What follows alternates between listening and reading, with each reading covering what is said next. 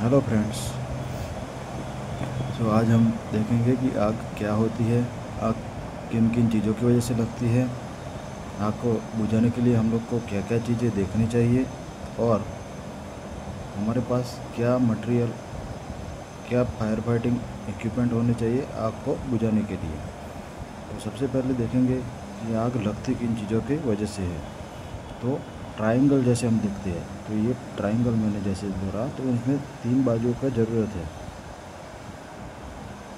तो अगर इसमें ये 3 बाजुएं नहीं होगी तो आग नहीं ट्रायंगल नहीं बनेगा हमारा। तो अगर एक चीज़ मैं इसमें से हटा दूंगा तो वहाँ पे ट्रायंगल ये नहीं रहेगा।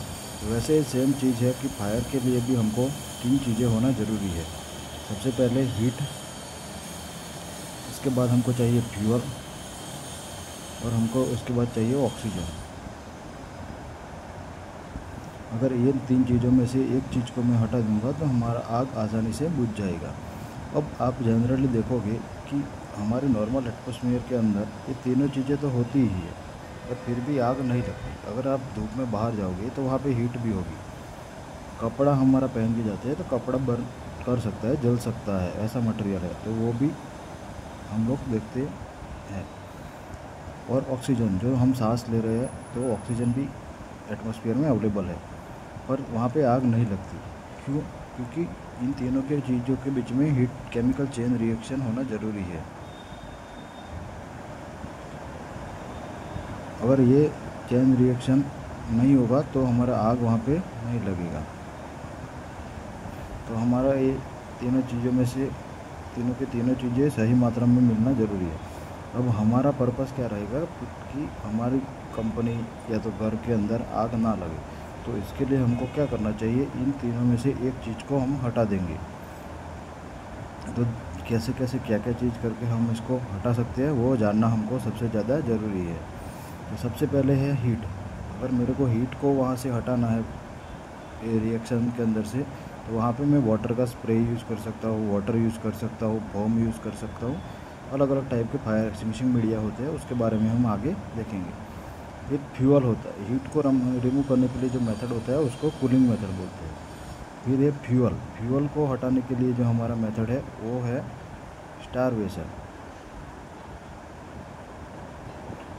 मतलब आग, स्टार का मतलब होता है खुराक। अगर आग का खुराक ही हम लोग हटा देंगे, जलने वाली चीज़ को ही रिमूव कर देंगे, तो वहाँ से मैं आग को कंट्रोल कर सकता हूँ। तीसरा होता है ऑक्सीजन। तो ऑक्सीजन को भी हम अगर कम करेंगे तब वहाँ पे मेरी आग वहाँ पे आसानी से बुझ जाएंगी।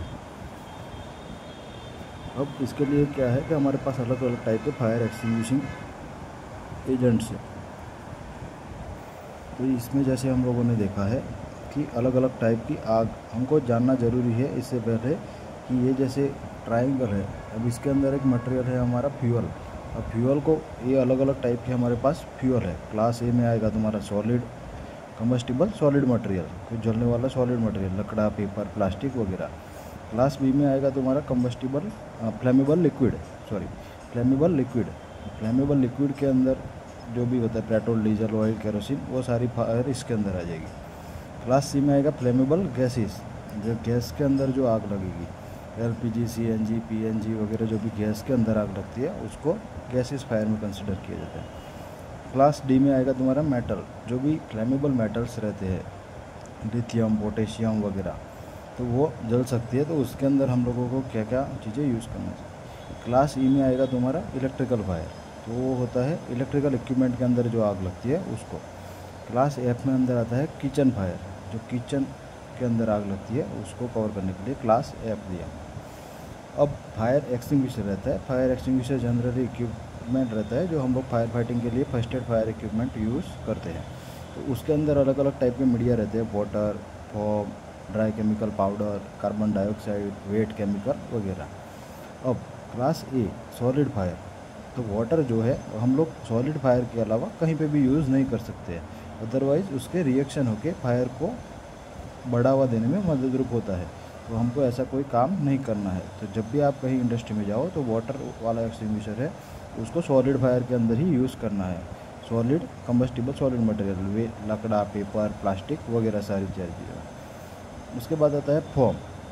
तो फोम क्या है, एक झाग बनता है, उस टाइप का मटेरियल रहता है, तो उसको हम लोग सॉलिड और लिक्विड फायर के अंदर यूज़ कर सकते हैं। अब लिक्विड के अंदर फोम, मतलब फोम के अंदर भी पानी का कॉन्सेंट्रेशन रहता है, तो हमको देखना है लिक्विड के अंदर हमको यूज़ करना है। क्यों? क्योंकि लिक्विड की डेंसिटी जो है वो पानी की डेंसिटी से ज़्यादा है। तो पानी की डेंसिटी से ज़्यादा है तो पानी क्या होगा कि नीचे चला जाएगा, और लिक्विड हमारा ऊपर है, तो ऊपर लिक्विड आप जब भी देखोगे तो उसके ऊपर ही सरफेस में ही आग लगता है, ऊपर वाला लेयर ही जलता रहेगा। तो उसको हम लोग फोम का ब्लैंकेटिंग करके उसमें ऑक्सीजन की कमी करके हम फायर को बुझा सकते हैं। साथ ही में वो कूलिंग इफेक्ट भी देता है। इसके अलावा सारे एक्सटिंग्विशर वहाँ पे यूज़ करना सही नहीं है। सारे इसको अलग, इसके अलावा कोई भी और क्लास में यूज़ करना सही नहीं है, अदरवाइज़ वो रिएक्शन करके फायर को और स्प्रेड करेगा। तीसरा हमारा है dry chemical powder. Dry chemical powder है वो हम सारी जगह पे यूज़ कर सकते हैं एक्सेप्ट किचन फायर के अंदर। तो किचन फायर के अंदर अगर ड्राई केमिकल पाउडर यूज़ करेंगे तो मटेरियल ख़राब करने के चांसेस है, जो भी हमारा सारी चीज़, और रिएक्शन करने के भी कुछ चांसेस रहते हैं क्योंकि उसके केमिकल्स रहते हैं। कार्बन डाइऑक्साइड जो एक्सटिंग्विशर है उसको हम लोग क्लास ए सॉलिड फायर में नहीं यूज़ कर सकते हैं, ओनली लिक्विड और इलेक्ट्रिकल फायर में यूज़ कर सकते हैं, और कहीं पे भी यूज़ नहीं कर सकते। क्योंकि आप जब भी देखोगे कार्बन डाइऑक्साइड एक्सटिंग्विशर है वो ऑक्सीजन को डिस्प्लेस करने का काम करता है। अब सॉलिड, गैसेस और मेटल की फायर और किचन की फायर जो है उसमें कार्बन डाइऑक्साइड अगर हम यूज़ करेंगे तो चांसेस है कि फिर से उसको ऑक्सीजन मिलकर फिर से फायर को प्रोपोगेट करता रहेगा। एक टाइम के लिए बुझ जाएगा, पर जैसे ही उसको फिर से ऑक्सीजन मिलेगा तो वो, क्योंकि अंदर उसकी इतनी इंटरनल हीटिंग रहती है जो भी बाकी के मेट क्लासेस है फायर के उसके अंदर, तो इसके लिए हम लोग CO2 ओनली लिक्विड और इलेक्ट्रिकल फायर में ही यूज़ करते हैं। तो इलेक्ट्रिकल फायर में कार्बन डाइऑक्साइड यूज़ करना सबसे बेस्ट रहेगा हमारा। लास्ट में आता है हमारा wait chemical.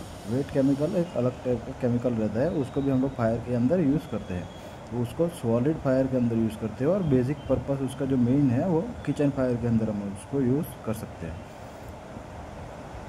Thank you, hope आपको वीडियो अच्छा लगा हो और कुछ सीख के गए होंगे।